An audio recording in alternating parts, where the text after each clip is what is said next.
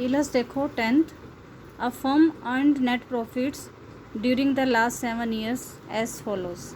2009 to 2015 तक हमें प्रॉफिट्स दिए हुए हैं। The capital invested in the firm is ₹12 lakh। Normal rate of return in the similar type of business is 10%। Capital invested दी हुई है हमें 12 lakh, normal rate of return हमें दी हुई है 10%। Calculate the value of goodwill on the basis of 2.5 years purchases of average super profits earn during the above mentioned 7 years। हमें goodwill निकालनी है 2.5 years purchase of average super profit के base पर, average super profit के base पर 2.5 years purchased हमें question में given है, उसके बेस पे जो है हमें गुडविल कैलकुलेट करनी है।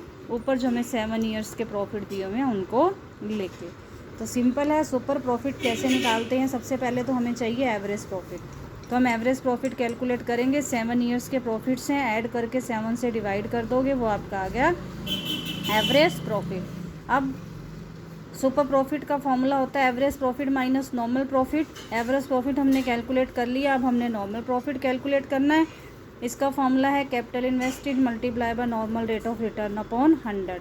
कैपिटल इन्वेस्टेड हमें क्वेश्चन में गिवन है 12 lakh, 12 lakh multiply by normal rate भी हमें क्वेश्चन में गिवन है 10%, 10/100 इज इक्वल टू 1,20,000। अगर हमें क्वेश्चन में कैपिटल इन्वेस्टेड गिवन ना हो तो हमें क्वेश्चन में एसेट्स और लाइबिलिटीज़ दी होंगी, उन दोनों को माइनस करके हम कैपिटल इन्वेस्टेड कैलकुलेट कर लेंगे। लेकिन इस क्वेश्चन में हमें कैपिटल इन्वेस्टेड गिवन है 12 लाख, तो उसी से हमने 10/100 करके फॉर्मूला लगा के नॉर्मल प्रॉफिट कैलकुलेट कर लिया।